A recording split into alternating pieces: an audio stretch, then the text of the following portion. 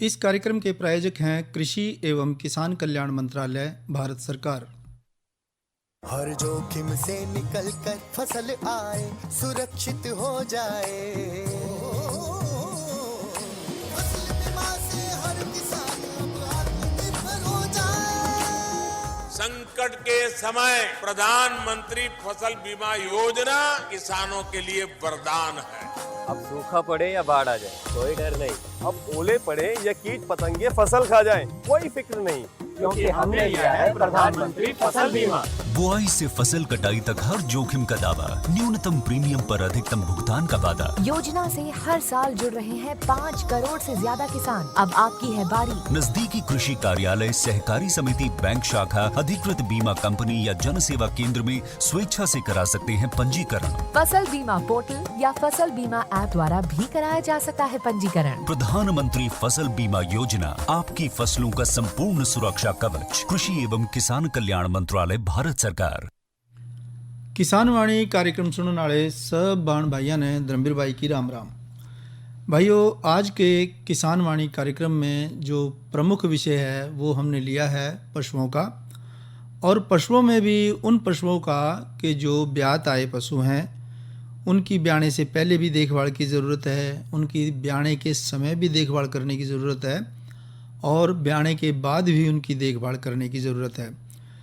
तो पशुओं के स्वास्थ्य को ध्यान में रखते हुए, उनके स्वास्थ्य की सुरक्षा को ध्यान में रखते हुए ज़रूरी हो जाता है कि जिन भाइयों ने गायें पाल रखी हैं, भैंस पाल रखी हैं, 5-6 महीने की गैबन होगी, तो 5-6 महीने की जब गैबन हो जाती है तो वो धीरे धीरे अपना दूध देना तो बंद ही कर देती हैं। फिर पशुपालक भाई सोचे कि अब ये जो पशु है इसको खड़ी चना ये तो देने की ज़रूरत ही नहीं। लेकिन ये सोच ठीक नहीं है। क्यों? क्योंकि पशु को अपने शरीर की ज़रूरत से ज़्यादा उसके गर्भ में जो बच्चा पड़ रहा है उसके लिए तो खुराक चाहिए। और अगर पशु को उसकी खुराक का आधा या 2/3 हरा चारा अगर मिल जाए, फिर तो उसके शारीरिक जो ज़रूरत है वो पूरी हो जाएगी। लेकिन जो गर्भ के अंदर बच्चा पड़ रहा है उसकी बढ़ती उम्र के हिसाब से उस बच्चे को पोषक तत्वों की ज़रूरत पड़ेगी, और वो पोषक तत्व जो गर्भण पशु है उसके ज़रिए ही बच्चे तक पहुंचेगा। तो इसलिए पशुपालक भाइयों को ध्यान रखना पड़ेगा कि वो हरे चारे की उपलब्धि तो उन्होंने करनी है पशु को, लेकिन 3 से 4 किलो दाना हर रोज़ गर्भण पशु को दूध बंद करने के बावजूद भी देना चाहिए। इसके साथ ही दूसरी बात ये ज़रूरी है कि गाभण पशु को ऐसी ज़मीन पर बांधना चाहिए जिससे उसका आगे का हिस्सा जो है वो नीचा रहे और पिछला शरीर का हिस्सा कुछ ऊंचा रहे। इससे गर्भ पे जोर नहीं पड़ता, पशुपालक भाई जानते हैं। अगर पशुपालक कभी भी पशु को नू देखे कि भाई पशु सुस्त हो रहा है, आज तो बेचैन है, बार बार उठा और बैठा है, तो उस वक़्त फिर तुरंत क्या करना चाहिए? पशु चिकित्सक को बुलाना चाहिए, उससे जांच करानी चाहिए पशु की। हो सकता है कि बच्चा गर्भाशय में ठीक तरीके से करवट नहीं ले पा रहा हो और इससे जो मादा है वो दर्द महसूस कर रही हो, या कभी पशु की योनि से स्राव हो सकता है, खून आदि दिखाई दे, तो ऐसे हालत में लापरवाही नहीं करनी चाहिए, जांच करानी चाहिए। ऐसे लक्षणों में पशु के बच्चा जो है गिरने की भी शिकायत हो सके, और ये अवस्था पशु के फिसल के गिर जाने से, ज़्यादा तैरने से, ज़्यादा दौड़ने से हो सकती है। और कई बार तो ऐसा भी देखा गया भाइयों कि गर्भाशय में बच्चा मर भी सकता है। ऐसे में पशु चिकित्सक की मदद की ज़रूरत पड़ेगी और उसको तुरंत बच्चे को बाहर निकलवा देना चाहिए, कम से कम पशु की तो जान बचे। तो ब्याने से पहले पशु की उचित देखभाल करना बड़ा ज़रूरी है। पशु को ज़्यादा चोकर देना चाहिए। चोकर इसलिए देना चाहिए कि चोकर देंगे तो पशु को कब्ज नहीं रहेगी। कभी कभी हमने पशु को क्या है कि जिनसे कब्ज ना होती हो इस तरह की दवाइयाँ भी दे देनी चाहिए, और नियमित समय पर भोजन देना चाहिए, पानी देना चाहिए, संतुलित आहार देना चाहिए। ये कुछ ऐसी बातें हैं जो हमने ब्यात आए पशु की देखभाल ब्याने से पहले ही इन चीज़ों पे हमने ध्यान देना चाहिए। अब आती है बात कि भाई पशु जो है ब्यावेगा तो उस वक्त भी वो कुछ बताना तो चाहता है, पर समझेगा वो जो पशु की जुबान को लक्षणों से समझेगा। पशु ने बोलना नहीं है, पशु ने लक्षण दिखाने हैं। कैसे लक्षण दिखाता है ब्याने के समय? कि जब पशु ब्याने के करीब होगा वो बेचैन होगा, बार बार उठेगा बैठेगा, पशु के चेहरे, पशु की आँख, उनसे उसको देखेंगे ध्यान से तो महसूस होगा कि पशु दर्द में है, दर्द महसूस होगा। तो ऐसे में पशुपालक को एक बाल्टी गर्म पानी, सरसों का तेल, साबुन, एक तेज धार का चाकू जो कि कीटाणुनाशक दवाई है जैसे डिटोल, इससे साफ करा उड़ो। और ब्याते पशु के कमरे में ये जो सारी की सारी चीज़ हैं ये बिल्कुल तैयार रखनी चाहिए।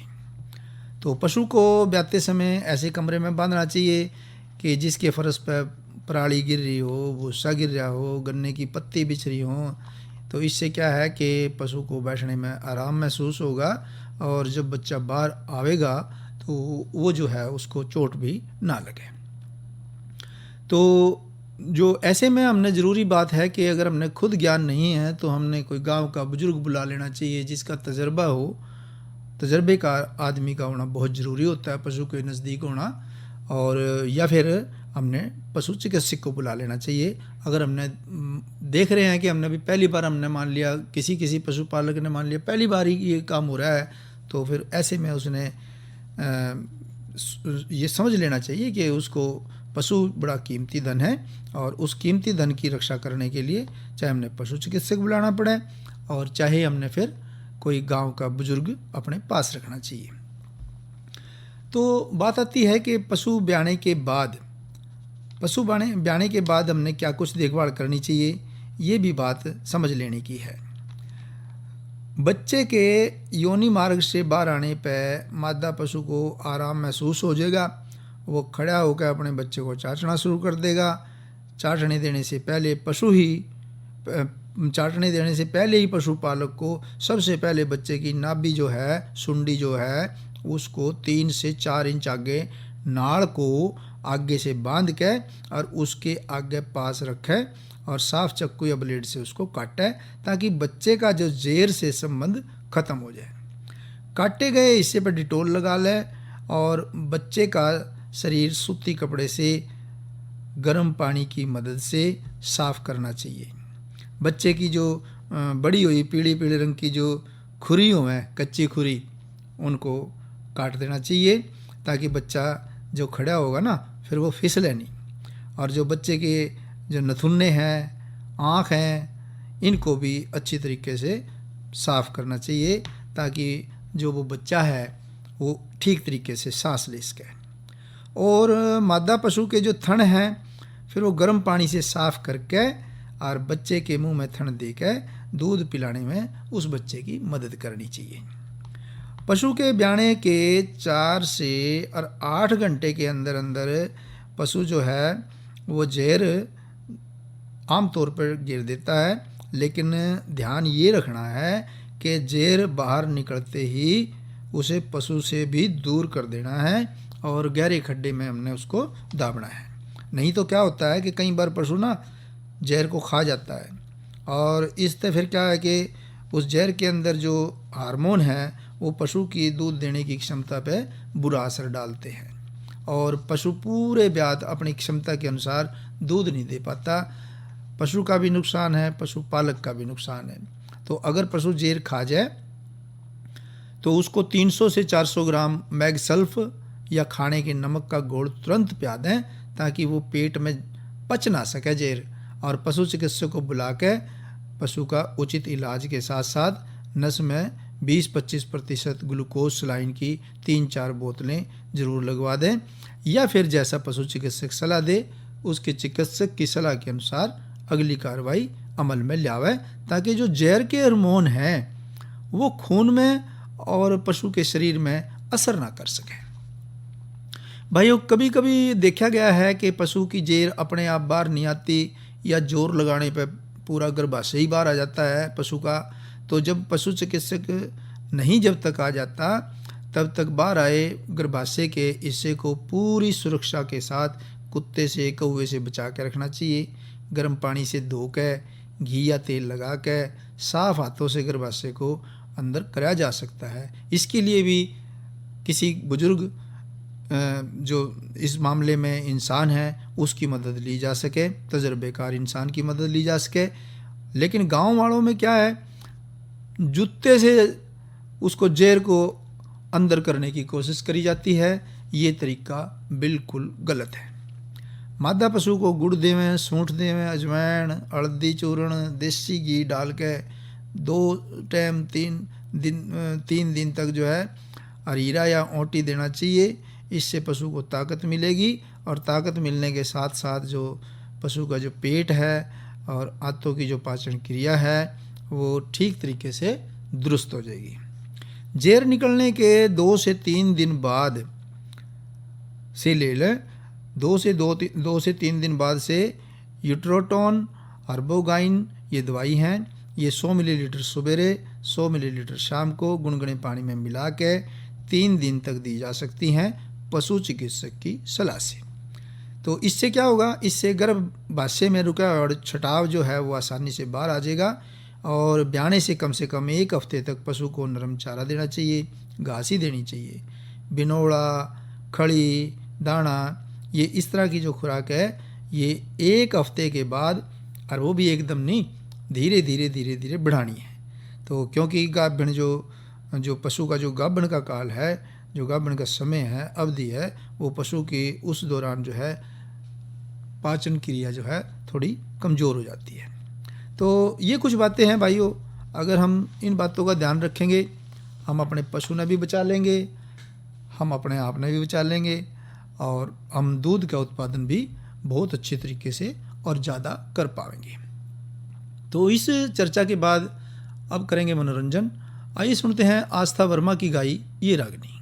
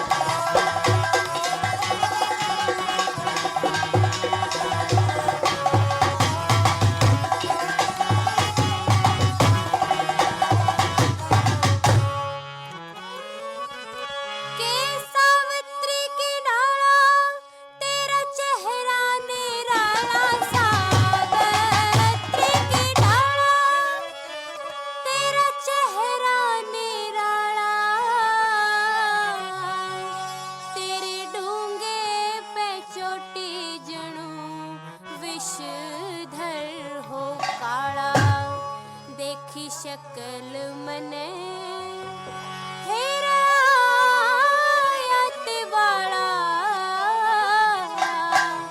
यो चाड़ा हो गया मैं मरा न जिया चाड़ा हो गया मैं मरा न जिया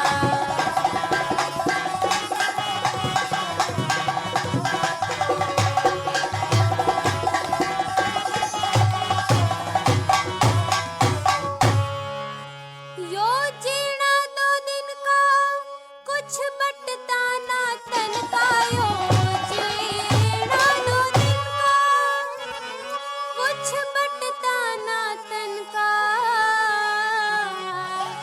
हे जी मानो कया व्यास राम किशन का यो फूल चमन का और रंग जो बनका ना लुटा प्यासे ना लटका लिया लुटा प्यासे ना लटका लिया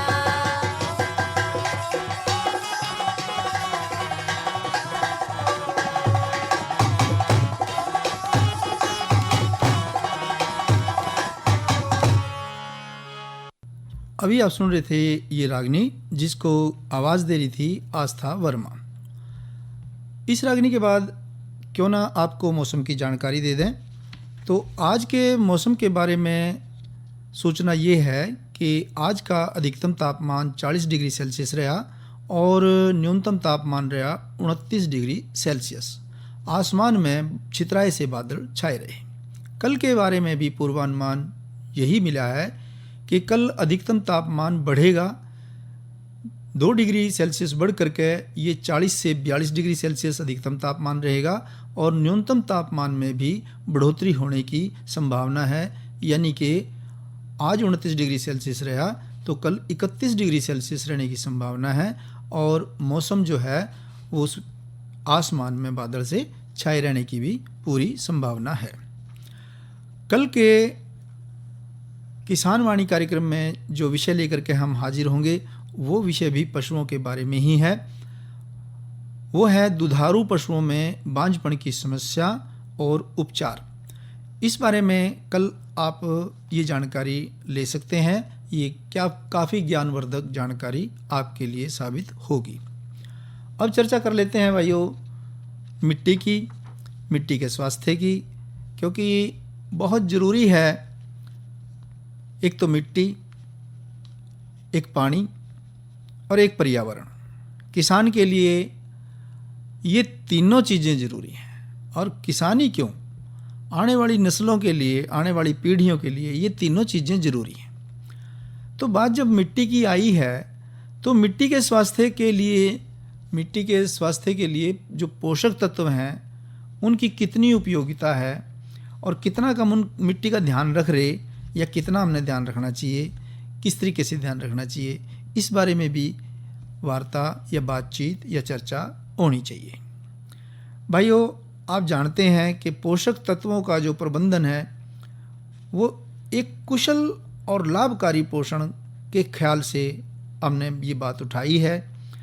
इसका मूल उद्देश्य यही है कि रासायनिक जो उर्वरकों का हम इस्तेमाल कर रहे हैं वो धीरे धीरे कम हो जाए, क्योंकि मिट्टी में कार्बनिक जो पदार्थ हैं उनकी बहाली होना बहुत ज़रूरी है और पोषक तत्वों की उपयोग क्षमता को बढ़ाने के लिए मिट्टी के भौतिक, रासायनिक और जैविक गुण जब तक बढ़ेंगे नहीं तब तक ये मिट्टी की सेहत सुधरने वाली नहीं है।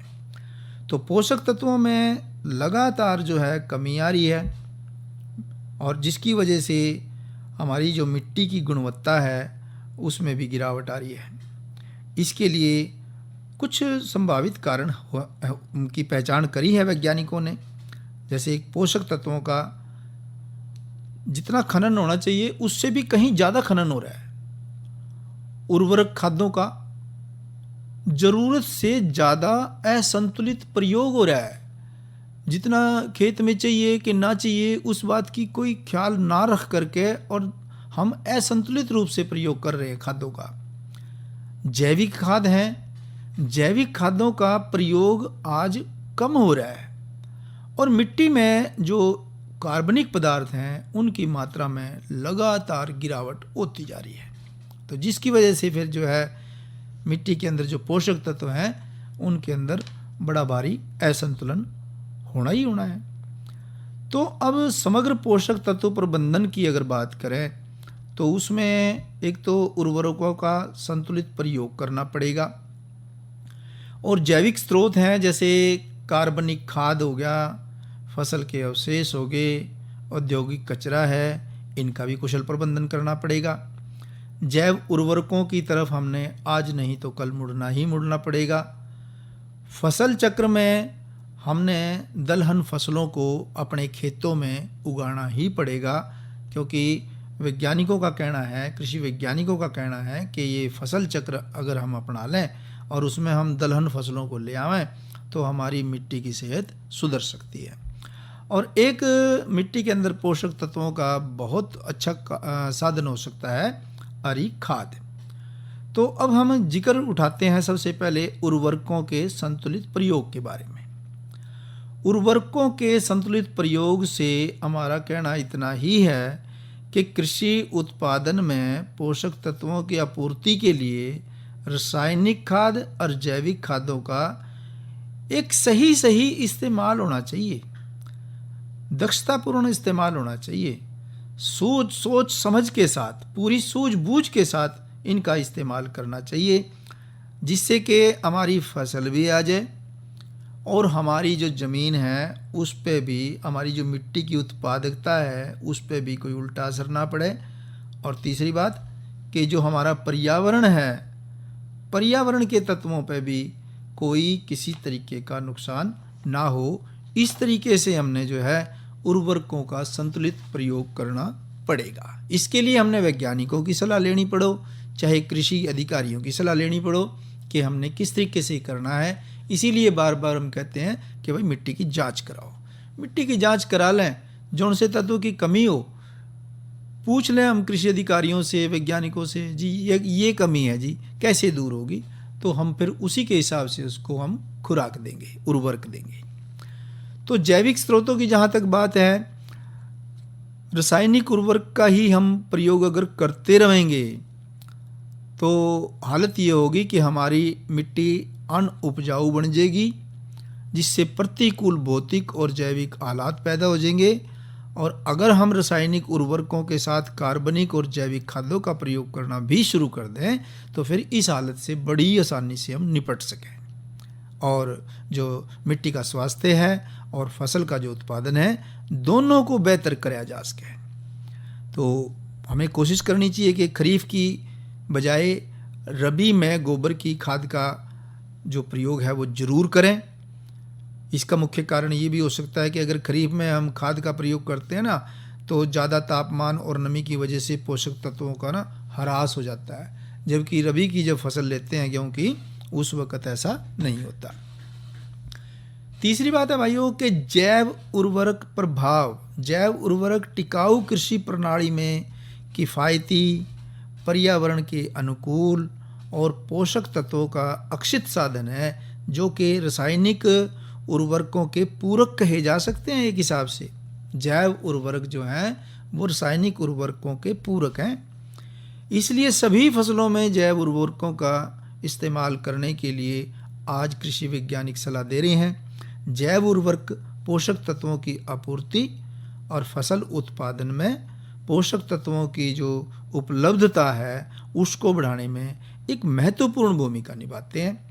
तो इस तरफ हमने ध्यान देना पड़ेगा मिट्टी की सेहत सुधारने के लिए और पोषक तत्वों का सही प्रबंधन करने के लिए ये ज़रूरी है।